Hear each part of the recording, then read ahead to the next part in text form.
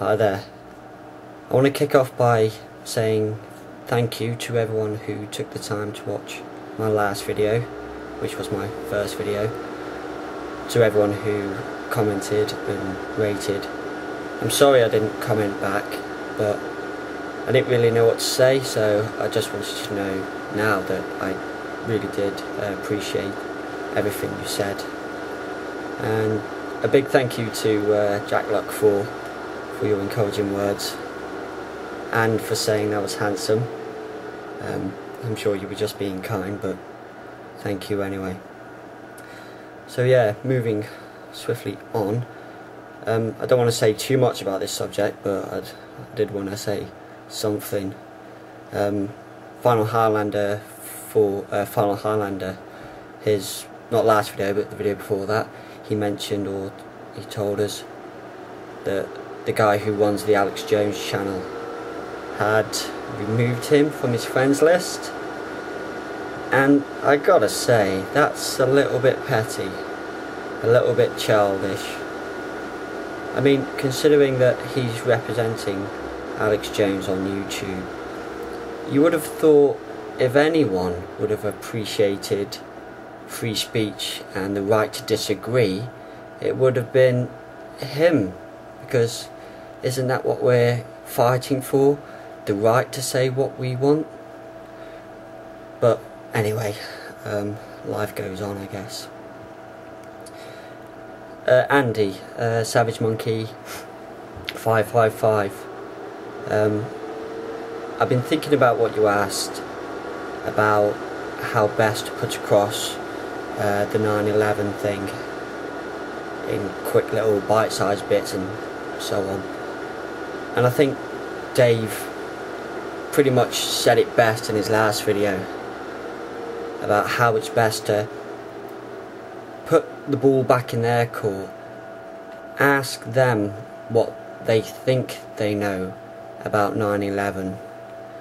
For instance, if they say 19 hijackers hijacked 4 planes and run them into 3 buildings and one was shot down, or whatever happened in Shanksville, and if they say that, you could turn around and say, well, how do you explain the fact that at least 6 of those alleged hijackers are alive and well? And that might get them thinking, or if they didn't know it, might be like, oh right, I didn't know that, and maybe look into it a bit more. But yeah, I'm sorry I haven't got anything better for you.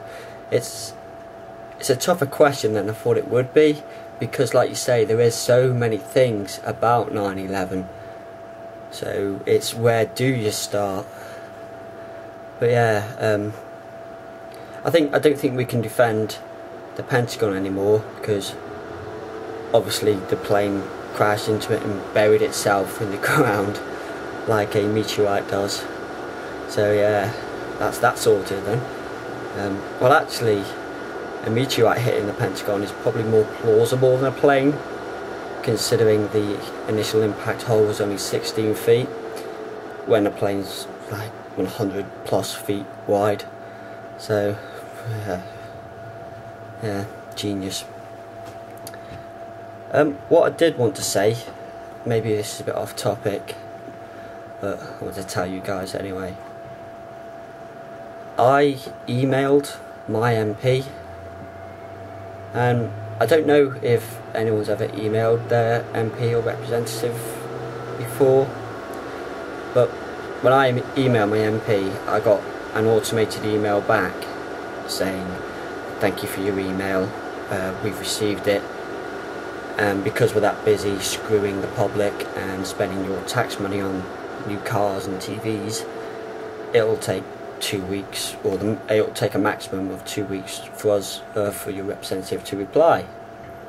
Well, it didn't say that, but I was just reading between the lines of what they meant with taking 2 weeks to reply.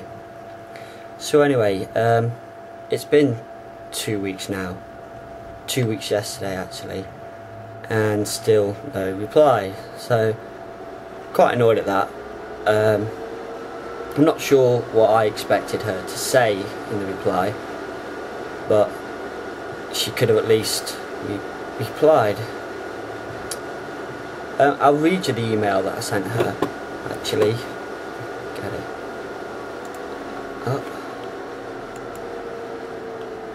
Yeah, here we go.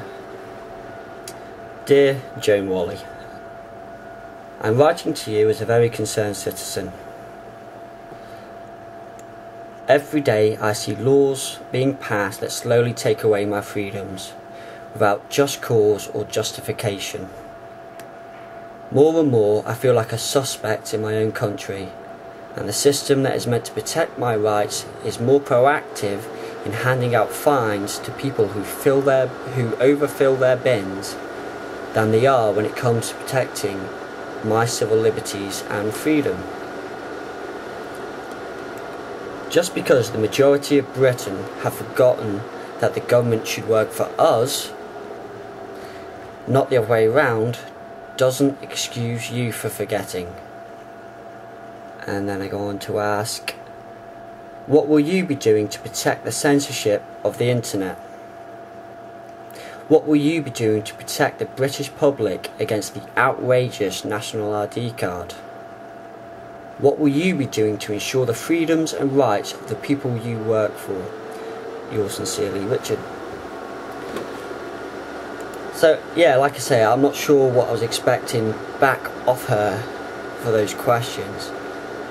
I'm sure it would have been government spin about how they should be able to screw us out of our rights in the face of national security, which, as we know, is bollocks.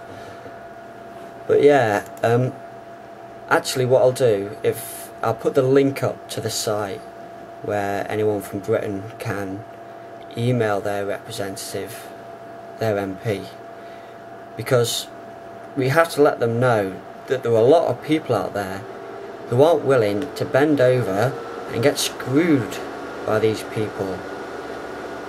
Because if you don't let them know, they won't do anything.